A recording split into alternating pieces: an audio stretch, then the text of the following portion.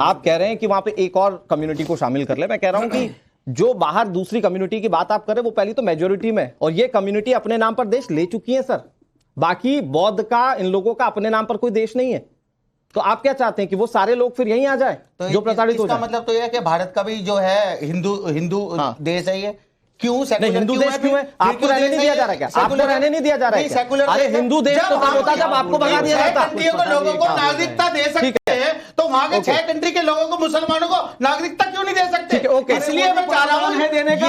ये सुनिए सर, ये प्रावधान भी है, आपके सारे, अरे वो भी है, आपके सारे गुनाह समाज में ध्रुवीकरण होता हो और समाज का मौलाना साहब आपके सारे गुनाह माफ। ये सीए में आपको सारा ज्ञान है, इसका फुल फॉर्म बता दो आप।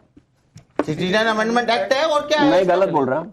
अच्छा, हाँ गलत आप बताएंगे। अब गलत बोल रहे हैं, फिर से बताइए। गलत बोल रहा है, ठीक है प्लीज सर, ओके, गलत बोल रहा है, पढ़ लीजिए सर, गलत बोल रहा है सर, पढ़ लीजिए, गलत बोल रहा है। ओके ओके, फिर से पढ़ो, पढ़िए पढ़िए पढ़िए, पढ़िए क्या बोला? चलिए, ये लिखा है, क्या गलत बोला? ठीक है शिवम भाई, ठीक है आचार्य विक्रमादित्य, सिटीजनशिप अमेंडमेंट एक्ट, ठीक है ओके, सिटीजन अमेंडमेंट एक्ट नहीं, ठीक है शिवम भाई प्लीज। दर्शक देख रहे हैं कि आप ठीक है, कितने ज्ञानी और हम प्लीज कितने ज्ञानी हैं। प्लीज कोई बात नहीं, इसमें कोई सब एक साथ बेकार की बात है, इनसे कुछ नहीं होना। विक्रमादित्य जी, लेकिन इसमें कोई ऐसा कुछ एंगल जिसमें आपको धर्म दिखता हो? इसमें तो प्रताड़ितों की बात हो रही है और अल्पसंख्यक जो प्रताड़ित किए जाते हैं। अब मुझे ये बताने की बार बार जरूरत नहीं है कि पाकिस्तान में कैसे 20% से 1% से कम पर आ गए। तो जो प्रताड़ित हो रहा है सिर्फ उनके लिए साथ खड़े होने की बात कर रहा है भारत भी है भाई। 1% कैसे जीत रहे हैं फिर वहां पर सांसद? यहाँ पर तो 17% जवाब होने के बाद एक भी जवाब सरकार से क्या बात कर रहे हो? जवाब दे रहे हैं प्लीज आचार्य विक्रमादित्य।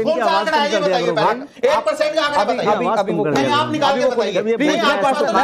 बताइए ना। मैं पर्सनल डिबेट में नहीं पढ़ रहा हूँ, प्लीज आचार्य जी मैं सब सारे आंकड़े दूंगा आपको, मैं बिना पढ़ के नहीं बैठता हूँ। हाँ प्लीज आचार्य जी, इस डिबेट में आज जो कहा गया वो वास्तविक तौर पे इन लोगों की निष्ठा दिखाता है। सबसे पहले जवाद साहब को आपने यहाँ पर बैठे हुए कहा कि इस्लामिक स्कॉलर, उनको इस्लाम से कितना प्यार है। उन्होंने खट से बोल दिया मैं इस्लामिक स्कॉलर नहीं हूं, मैं पॉलिटिकल एनालिस्ट हूं। यानी इस्लाम के कितने, अगर भैया मुझे कहे मैं हिंदू प्रचारक, अगर मुझे कहे हिंदू प्रचारक, भैया तुम अब राजनीति करने आते हो ना, वास्तविक तौर पर राजनीति करने आए हैं। अगर इनको पता होता इस देश में कोई भी व्यक्ति कहां किसी देश में अपना नागरिकता चाहता है, हमारे बच्चे आज अमेरिका में जाके चाहते हैं, तो उसका एक प्रोविजन क्रिएट है। अमेरिकन अगर हिंदुस्तान में आए तो उसके लिए आप देश में आएंगे तो आप नागरिकता लेने की व्यवस्था बना सकते हैं, कोई मना नहीं है। लेकिन किसी देश में कोई प्रताड़ना दी गई, लगातार इस देश के संविधान ने कहा कि हम उन लोगों के हक की बात करेंगे, तो एक स्पेशल प्रोविजन क्रिएट किया गया कि भाई उन लोगों में जो माइनॉरिटीज वहां थे उनको हम मानवता के अधिकार पर आज, और इस देश के अंदर बड़े विचित्र विडंबना रही।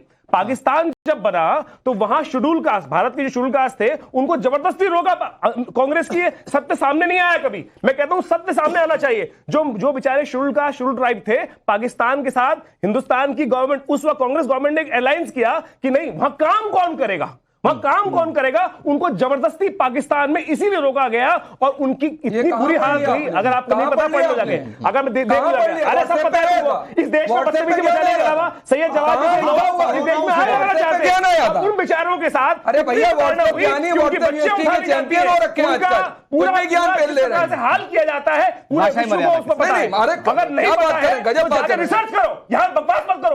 भोंकने के अलावा भोंकने के अलावा कोई काम नहीं करता ये लोग, भोंकने की बात करते हैं। इस्लाम अपना मानने को तैयार नहीं है। वास्तविकता इस देश के अंदर इन जैसे लोग इस देश में तमाम मौलाना बन के बैठे हुए हैं, तमाम मौलाना और अपने आप को मुस्लिम करके, लेकिन आम मुसलमान का हित नहीं कहते। ठीक है, इतना प्यार करते हैं। ओके आचार्य जी, एक मिनट एक सवाल के साथ फिर मैं आगे बढ़ता हूं। सही जवाब प्लीज, सबको नहीं बोलना और भाषा मर्यादा। रंगरेज भाई एक सवाल में छोटा सा ले लूं, उनसे फिर मैं आ रहा हूं आपके पास, ठीक है? मैं शिवम भाई आपको इंट्रोड्यूस इसमें इंक्लूड करता हूं कि जितनी भी बातें हो रही हैं। शमुल काज़मी जी मैं आ रहा हूं, शमुल काज़मी जी प्लीज आ रहा हूं मैं आपके पास। मैं सारी बातों के बीच में मुझे एक बात बताइए, ये गुमराह हो गए या गुमराह कर रहे हैं जानबूझ के? देखिए एक बात क्लियर, कुछ चीजों पर क्लैरिटी होनी चाहिए। इसके बाद मैं मेरे बराबर में 2 मित्र खड़े हैं, है ना? मैं इस देश में रहता हूं, वो भी इस देश में रहते हैं। मैं उनका भाई हूं ना। पाकिस्तान में मुसलमान जो है वो उनका भाई नहीं है, भाई नहीं है। मैं हूं इनका भाई क्योंकि मैं इनके बराबर में रहता हूं। अब क्लैरिटी लेते हैं। यहां से किसी की नागरिकता जाएगी? नहीं जाएगी। यहां पर किसी नागरिक को कोई परेशानी होगी? नहीं होगी। जो आसपास के जो देश हैं वहां से माइनॉरिटीज को आने की जो बात होती है उसके तहत सिटीजनशिप अमेंडमेंट एक्ट के तहत उनको नागरिकता दी जाएगी। क्लैरिटी है इसमें, तो कोई इफ एंड बट नहीं है। लेकिन इनका प्रेम है कि नहीं वहां से मुसलमानों को भी लाओ, मेजॉरिटीज को भी लाओ, अरे उसको भी लाओ। तो कंफ्यूजन है नहीं, कंफ्यूजन है नहीं, कंफ्यूजन है नहीं। अब 10 सेकंड दीजिए प्लीज, कंफ्यूजन है नहीं, कंफ्यूजन क्रिएट हो रही है। ठीक है, और दलितों की ठीक है, स्वामी जी ने दलितों की बात की ना, 10 सेकंड और दीजिए। कानून है, अगर कोई बाहर का विदेशी आदमी यहाँ आता है और 7 साल का प्रोविजन है यहाँ देश का, अगर वो 7 साल रहता है उसके बाद उसको जो है यहाँ की नागरिकता मिल जाती है। फिर आपको सीए की क्या जरूरत है भाई? हमारे घर के पास है, वहाँ पर पाकिस्तानी हिंदू भाई बैठे चेकिंग होती है। देखिए सर, बात इतनी है कि टाइम्स नाउ नवभारत से जब बात हो रही थी और उस पर सवाल पूछा गया तो गृह मंत्री ने साफ कर दिया कि जल्दी नोटिफिकेशन आएगा और कानूनों के साथ आएगा, इसमें किसी के साथ कोई ज्यादती नहीं होगी।